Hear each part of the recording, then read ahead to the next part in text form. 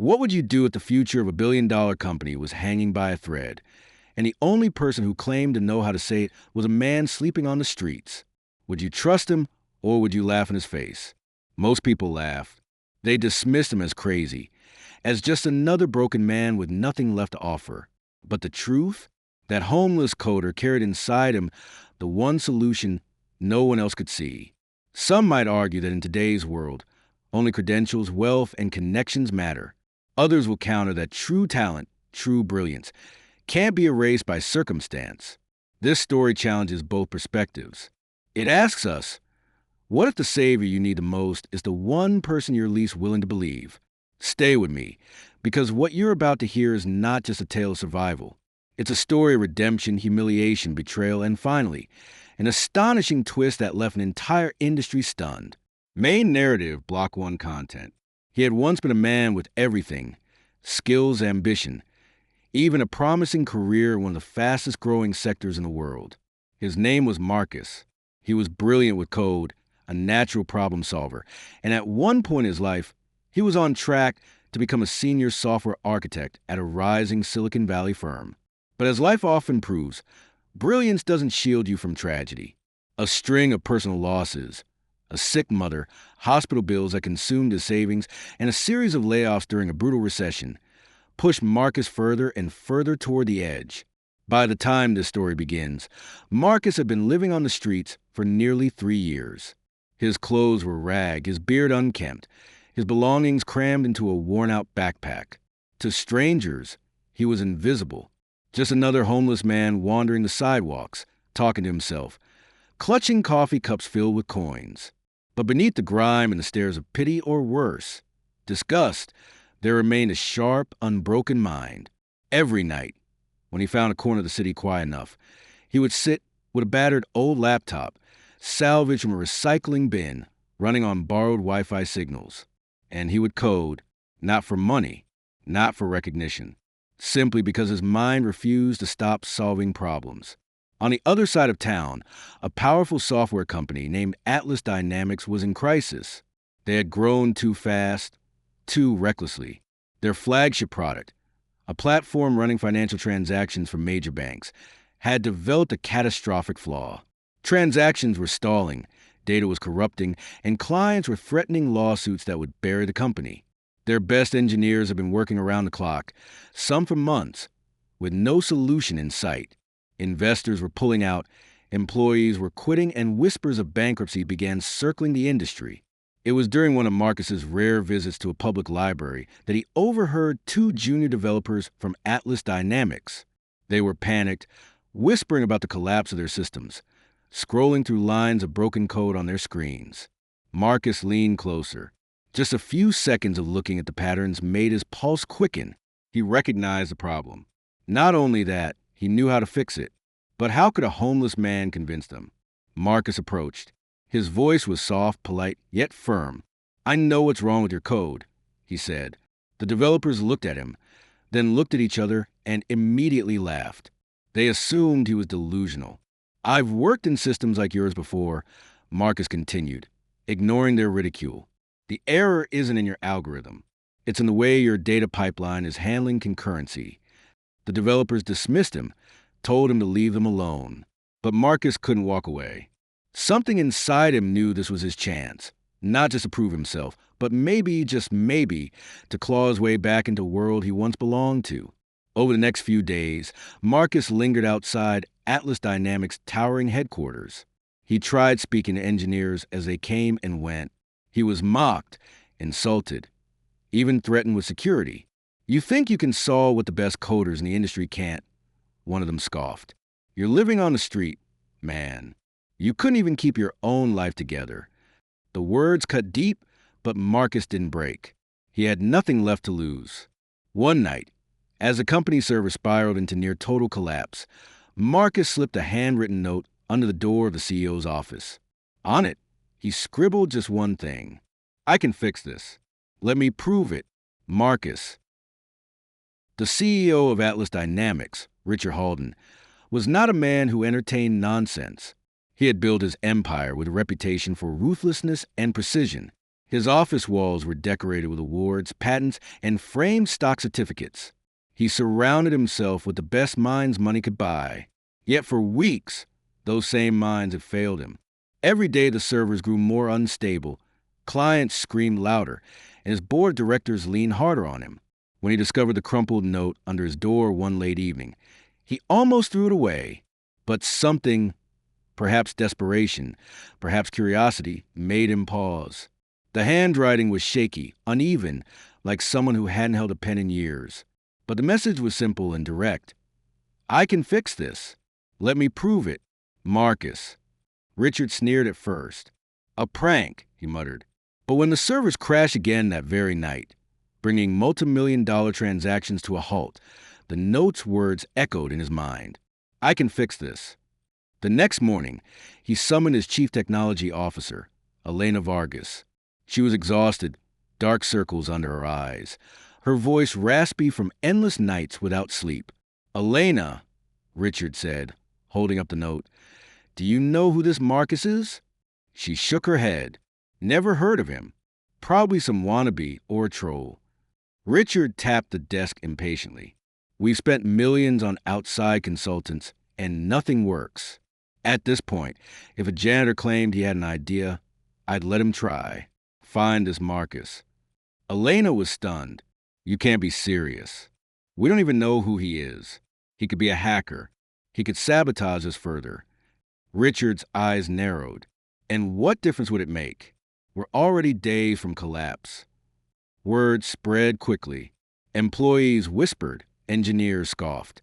The idea that their CEO was entertaining help from a complete stranger, possibly a homeless man who had been pestering them outside the building, was insulting. We've poured our souls into the system, one senior developer fumed. And now he's going to let some lunatic off the streets toy with it? But Marcus wasn't just some lunatic. When security finally found him outside the building and escorted him in, he stood quietly in the lobby, clutching his worn backpack. The stares pierced him like knives. Suits, ties, and polished shoes contrasted against a stained hoodie and threadbare jeans. He looked out of place, almost like a ghost drifting through a world that had long forgotten him. Richard entered the room, flanked by Elena and two board members. He studied Marcus, his eyes cold and assessing. You're the one who left me this note? Marcus nodded. Yes, and I meant it.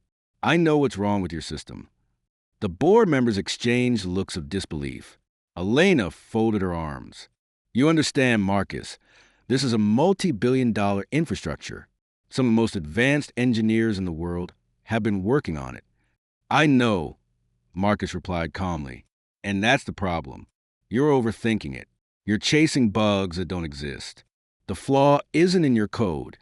It's in the way you're handling concurrency in your distributed architecture. It's a classic race condition, and the patch you've been applying only makes it worse. The room went silent.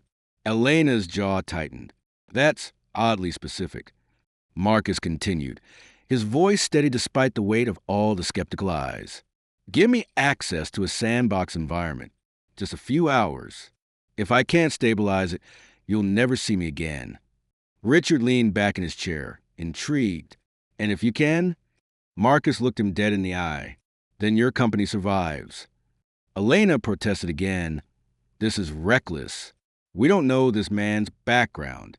For all we know, he could be the reason these bugs exist in the first place. This could be sabotage. Marcus shook his head slowly. If I wanted to sabotage your company, you'd already be finished. Something in his tone, calm, assured, not arrogant but unshakably confident, made Richard pause. Finally, he said, Fine. One chance. You'll be monitored every second. Step out of line, and security throws you onto the street. Marcus nodded. They led him into one of the server rooms, a cathedral of blinking lights, humming racks, and engineers who shot him looks of contempt. They set up a workstation, logged him into a contained system with no external access, and handed him a keyboard. For Marcus, it felt like coming home. His fingers hovered over the keys for a moment, trembling not with fear, but with anticipation. And then, with a deep breath, he began to type. At first, the engineer smirked. His code looked too simple, almost primitive compared to the complex scripts they had been layering for months. But as minutes passed, the logs began to change. Processes stabilized. Error rates dropped. The red alarms on the monitoring boards flickered, then slowly began to fade. "What the hell?" one of the engineers muttered. Marcus explained as he worked. "You've been patching symptoms, not the disease. The system is fighting itself. Your concurrency model isn't synchronized, so transactions are clashing. I'm rewriting the queue handler to resolve race conditions before they cascade. It's not glamorous, but it works." By the second hour, CPU loads dropped by 30%. By the third, transactions that had been freezing began to clear in real time. Elena leaned over Richard, whispering in disbelief, "He's actually doing it." But not everyone was impressed. Some of the senior engineers felt humiliated. "He's making us look like fools," one hissed under his breath. Another muttered, "If this works, do you know what it says about us? That a homeless guy with no resources did in hours what we couldn't do in months." Richard ignored them. He couldn't take his eyes off the screens. For the first time in weeks, the system stability graphs were climbing upward. Investors would have called it a miracle. Richard knew better. It was genius. Marcus didn't smile. He didn't gloat. He just kept typing, his mind razor sharp, his focus unshakable. He wasn't coding for money or recognition. He was coding to save something that mattered. And deep down, maybe, to prove to himself that he was still the man he used to be. As the clock struck midnight, Marcus leaned back in his chair. "Check the logs," he said simply. The engineers swarmed the monitors. Gasps filled the room. The errors were gone. The system was stable. Transactions were flowing again. Richard stood, his voice quiet but filled with awe. You did it."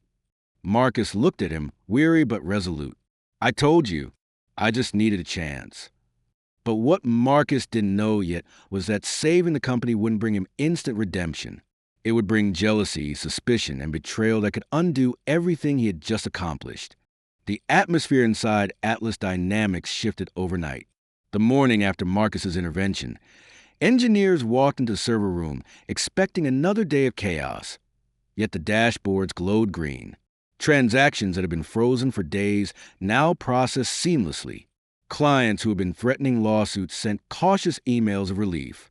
Investors, who had begun selling off shares in panic, were holding their breath. The company wasn't saved yet, but the bleeding had stopped. And at the center of it all was Marcus, a man who had been sleeping under bridges just a week earlier. Richard, the CEO, wanted to make the victory public. "This is a story of resilience," he declared to his executives. "We'll announce that we've stabilized the system. Confidence will return, and our stock will recover." But Elena, the CTO, hesitated. "If we go public, people will ask how? And if we tell them, we'll have to admit that it wasn't us who fixed it. It was him." Her words hung heavy in the air. Richard frowned. "And why should that matter?" Elena sighed. "Because if the world finds out we were saved by a homeless man, it won't be seen as a miracle. It will be seen as incompetence. What will our investors think? What will our competitors say? We'll look like fools." Richard's jaw tightened. He knew she was right. Atlas Dynamics wasn't just a company. It was a brand built on prestige, on the claim that they had the brightest minds in the industry. To admit that their salvation came from a man who had been written off by society was to shatter that image. For Marcus, the politics of it all were irrelevant. He hadn't asked for headlines or recognition. All he wanted was a fair chance, a chance to contribute again, to prove that his mind was still worth something. Yet even as he sat quietly in the corner of the conference room, sipping from a paper cup of coffee, he could feel the tension. The engineers wouldn't look at him. Their laughter had stopped, replaced by something sharper, resentment. One whispered just loud enough for him to hear. "He's a fluke. He got lucky." Another sneered. "You think the board could let a bum walk in here and take credit? Not a chance." Marcus didn't respond. He had learned long ago that words did little to change hardened hearts. But he also knew this wasn't over. The system he had patched was stable, for now. Without deeper restructuring, the flaws could resurface. He needed to finish the work. Later that day, Richard called Marcus into his office. The CEO leaned back in his leather chair, studying him with an intensity that made Marcus uneasy. "You did something remarkable," Richard said. "I won't deny that, but you've put me in a difficult position." Marcus remained silent. Richard continued, "I can't parade you in front of press. It would destroy the company's reputation. But I also can't ignore what you've done. So here's my offer. I'll pay you generously for your time. You'll continue to work, but quietly. No public statements. No recognition. You'll be our ghost." Marcus's hands tightened around the armrest of his chair. Ghost. The word stung. He had been invisible long enough. Was he doomed to remain that way even now, after saving them? Still, he needed money. He needed stability. So he nodded. "I'll do it, but I want one thing in return." Richard raised an eyebrow. "What's that?" Marcus looked him in the eye. "A chance at a real position. Not charity. Not a one-off contract. A job. If I prove myself, I want a seat at the table again." Richard considered this. "We'll see," he said at last. "Show me this wasn't luck, and we'll talk." For the next several weeks, Marcus was given access to Atlas's systems under tight supervision. He slept in a small cot in the corner of the server room, showered in the company gym, and ate in the cafeteria with a badge that identified him only as consultant. To the employees, he was still an outsider. Some mocked him behind his back. Others treated him with open hostility. A few avoided him altogether, uncomfortable with the reminder that brilliance could exist outside their polished resumes. But the code never lied. Line by line, Marcus rebuilt the system from the ground up, refactoring bloated modules, rewriting fragile scripts, and streamlining processes no one else had dared to touch. His work was clean, efficient, elegant, the kind of code professors use in textbooks. Even Elena, who had been his fiercest skeptic, began to watch him with grudging respect. One night, as Marcus hunched over his keyboard, Elena approached. She leaned against the desk, arms crossed. "You know, most of the people here still think you're a fraud." Marcus didn't look up. "Doesn't matter what they think. The system works." Elena studied him for a long moment. "You're not what I expected," she admitted. "I've seen engineers with more degrees, and you could count, who couldn't do what you just did. Where did you learn to code like this?" Marcus finally glanced at her. "When you spend enough nights with nothing but a broken laptop and your thoughts, you learn to solve problems no one else cares about. Sometimes the streets teach you discipline universities never can." For the first time, Elena didn't have a comeback. But not everyone was willing to give Marcus a chance. A group of senior engineers, led by a man named Derek, began whispering to each other. They feared that Marcus's success threatened their positions, their reputations. If he continued to outshine them, what would stop Richard from replacing them with someone who cost a fraction of their salaries? Derek's voice carried venom as he spoke to his peers. "If this guy stays, we're finished. He's making us look incompetent. We need to remind everyone that he's not one of us. He's a nobody. And nobodies don't get to rewrite the future of Atlas Dynamics." And so, quietly, a new battle began, not against the broken code, but against Marcus himself. Whispers have a way of spreading faster than truth. Within weeks, Marcus became the subject of quiet conversations in corners of the office, the cafeteria, even in private Slack channels where employees traded memes mocking his appearance. To some, he was still the strange man who slept on a cot near the servers, who carried a battered backpack instead of a briefcase, who looked like he belonged anywhere but in the pristine halls of Atlas Dynamics. Derek, the senior engineer who had rallied resentment, was the loudest voice behind the whispers. He had built his career on prestige, flaunting credentials from top universities, parading conference talks as proof of his authority. Watching Marcus fix the system with methods both simple and brilliant was unbearable to him. Each time Marcus delivered results, Derek's reputation weakened. One evening, Derek gathered a few colleagues in a glass-walled conference room. The blinds were drawn, their voices low. "We can't let this continue," Derek said, his tone sharp. "The man is a liability. If word gets out that Atlas was saved by a homeless squatter, the damage will be permanent. And if he keeps performing like this, it won't be long before Halden starts questioning why he pays a six-figure salaries." A younger engineer, nervous, whispered back, What are you suggesting? That we sabotage him. Derek smirked. Not sabotage, exposure. People like him always have skeletons in the closet. We just have to find them. The group nodded uneasily, but the seed of conspiracy had been planted. Meanwhile, Marcus focused entirely on his work. He lived in quiet routine. Wake up before dawn, grab coffee from the cafeteria, immerse himself in the endless lines of Atlas's broken code. Every keystroke was deliberate, every patch carefully tested. He wasn't just fixing, he was rebuilding the system in a way that would outlast all of them. For Marcus, it wasn't about Atlas, it was about redemption, about proving that he wasn't the failure the world believed him to be. Elena began to notice. Slowly, her skepticism gave way to admiration. One late night, she stopped by his workstation, watching as his fingers danced across the keys. You know, she said, I've spent my entire career teaching engineers how to think clearly about code. And here you are, doing it instinctively. It's like you see the system as a living thing. Marcus allowed himself a faint smile. It's not about memorizing languages or frameworks. It's about listening. Every system tells you where it's broken, if you're patient enough to hear it. For the first time, Elena softened. She sat beside him, sharing coffee, asking questions not as superior but as a peer. She began defending him in meetings, challenging the sneers of Derek and his allies. Still, her support wasn't enough to silence the growing resentment. The breaking point came during a high-stakes demonstration with investors. Richard wanted proof that Atlas Dynamics was stable again, and Marcus's work was front and center. The servers hummed without issue, the transactions flowed, and for the first time in months, investors smiled.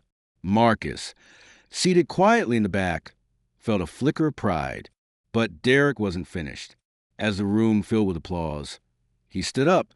Before we celebrate, he said loudly, I think we should be honest with our investors about who really did this work. The room fell silent. Richard's eyes narrowed. Derek pressed on. This company was not saved by Atlas engineers. It wasn't saved by our team or our CTO. It was saved by him. He pointed directly at Marcus. Gasps rippled through the investors as all eyes turned toward the man in ragged clothes sitting at the back. Richard's face flushed with anger, but Derek wasn't done. Tell them the truth. Tell them this man isn't an employee, isn't even a consultant in the traditional sense. He's a homeless drifter who's been camping in our server room. That's the genius you're all applauding. The words landed like a grenade. Investors exchanged horrified looks. Some whispered to their assistants. The idea that billions of dollars in assets had been saved by someone society deemed a vagrant felt absurd. Dangerous even. Marcus sat frozen, humiliation flooding him. He had never asked for recognition, but to be exposed like this, to be stripped down to the worst label the world had given him, cut deeper than any insult he had endured on the streets. Richard slammed his fist on the table. Enough, he roared. But the damage was already done. The meeting ended in chaos, with investors demanding explanations, some even threatening to pull out unless Atlas proved its stability was professional, not accidental. That night, Marcus packed his backpack. He had seen this before, the way admiration turned to fear, how quickly gratitude was replaced by disgust. He had no illusions. They'll never accept me, he muttered to himself. Not really. But as he prepared to leave, Elena stopped him at the door. Don't, she said firmly. They want you gone because they're afraid. But you've done something none of them could. If you walk away now, they win. And worse, you'll lose the chance to finish what you started. Marcus hesitated, torn between pride and exhaustion. I don't belong here. Elena! She stepped closer, her eyes unwavering. Maybe not in their eyes, but you belong in front of a keyboard. And if you leave now, the system will collapse again. You know it. I know it. And deep down, even Richard knows it. Don't walk away, not yet. Marcus looked at her for a long time, the weight of her words pressing against years of rejection. Slowly, he set his backpack down. Then I'll stay. But not for them. For the code. Outside the conference room, Derek watched the exchange with a calculating glare. His first attempt hadn't driven Marcus out. The next one would be far more ruthless. The night was long, and exhaustion hung heavy in the air. Employees had been awake for days, fueled by desperation and bitter coffee, their faith shattered after countless failed attempts to repair the system. At this point, their hope was nearly gone. Yet in the corner of the room, on an old borrowed laptop with a cracked screen and a few missing keys, the homeless man typed furiously. His fingers moved with an energy that didn't match his ragged appearance. It was as if the years of silence and invisibility had been preparing him for this exact moment. At first, they ignored him. Some smirked, waiting for him to break the machine entirely, convinced that letting him try was nothing more than a pointless distraction. But then, slowly, lines of code began to flow across the screen, elegant, precise, and purposeful. Not the messy patchwork they had been writing for weeks, but clear logic that untangled years of sloppy shortcuts in the system. A few engineers leaned closer, curiosity replacing arrogance. The CTO, who had nearly lost her composure earlier, noticed a shift in the room. She walked over quietly, reading over his shoulder. What she saw made her stop. His solution wasn't ordinary. It wasn't even in the company's technical playbook. He was rebuilding the failing system from the inside out, rewriting it in a way that bypassed the corrupted architecture completely. He wasn't just patching holes. He was giving the company a second chance at life. Hours ticked by, and the office grew silent. One by one, the mocking expressions faded into awe. The system that had resisted months of effort finally began to respond. Alerts stopped flashing red. Data started to flow again, stable and secure. For the first time in weeks, there was no chaos on the monitors, just calm, steady performance. The man leaned back in his chair, a faint smile tugging at his lips, as if he already knew this would happen. The employees who had dismissed him were now whispering among themselves. Was this real? How could someone they had laughed at, a man they wouldn't have even allowed into the building, do what their best-paid experts had failed to achieve? And yet, here it was. The company wasn't collapsing. It was breathing again. The CTO finally broke the silence. Her voice carried a mix of disbelief and admiration. "You just saved us." The homeless man didn't respond with triumph. He simply nodded, as though saving them wasn't a miracle, but the natural result of what he had always been capable of. The morning light poured into the office as the city outside came alive, but inside the company's headquarters, no one wanted to leave. They had just witnessed the impossible. Screens that once screamed failure now glowed with stability. The company that had been on the verge of collapse was, at least for the moment, saved. Word spread quickly through the building. Employees who hadn't been in the war room came rushing in, asking questions, staring at the man who only hours before had been dismissed as a fraud. Some had mocked him. Some had whispered that allowing him was an act of desperation, and others had outright laughed in his face. Now those same people stood in stunned silence.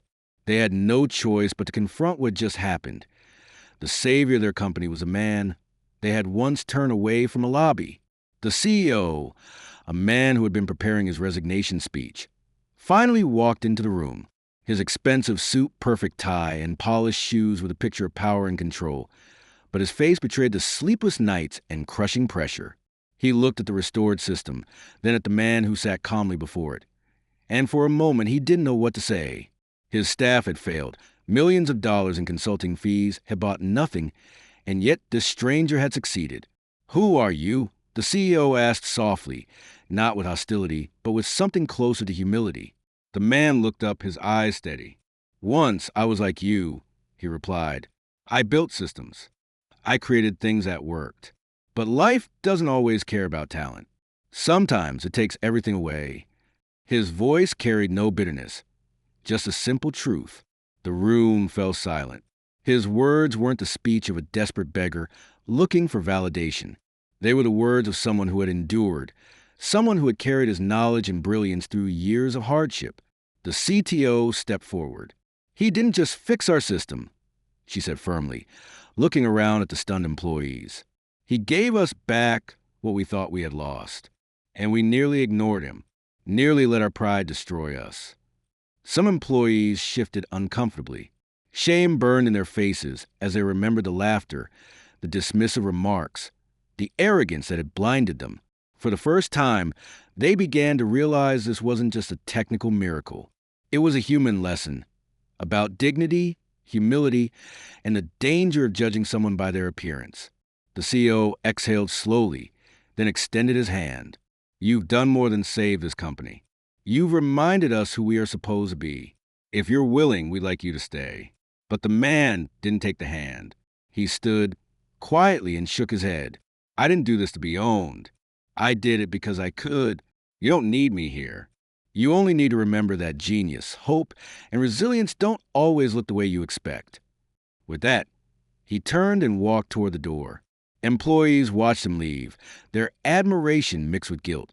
They realized they had nearly thrown away not just a chance to survive, but the chance to see greatness in its most unexpected form. He stepped out into the morning air, leaving behind the glass walls, glowing monitors, and stunned faces of people who had once seen him as nothing. The city moved around him, indifferent to the miracle that had just unfolded inside that building. Cars rushed by, pedestrians checked their phones, and somewhere a street vendor shouted over the noise. For the world, he was still invisible, a man with no home, no title, no fortune. But inside, he carried something no one could strip away: the knowledge of what he'd done, and the reminder of who he still was. Inside the company, the story spread like wildfire. Employees who had doubted and replayed every word, every keystroke. Executives who had nearly surrendered to bankruptcy now had a second chance. But the lesson wasn't just about technology. It was about humility, about learning that brilliance can be hidden in the most unlikely places. Their savior hadn't worn a badge, carried a business card, or demanded recognition. He had simply walked in when no one else could finish the job, and walked out the same way. In the weeks that followed, whispers turned into stories and stories into legend. Some said he was a fallen genius who had once built empires in code before life stripped everything away. Others claimed he was an angel, appearing only when the world had no other hope. The truth was simpler and yet more powerful. He was a man who had been overlooked, discarded, forgotten, and yet, when the world laughed at him, he proved them all wrong. And though the company thrived again, no one ever forgot the night they were saved by a man they had mocked. The employees spoke of him with reverence, not just as a coder who fixed their system, but as a reminder that greatness doesn't need wealth, titles, or applause. It only needs a chance. Somewhere in the city, he walked on, still wearing the same torn coat, still unseen by most. But every step he took was proof that sometimes the world's most powerful answers come from the people no one believes in. Because when everyone laughed, he didn't need their belief. He only needed his own.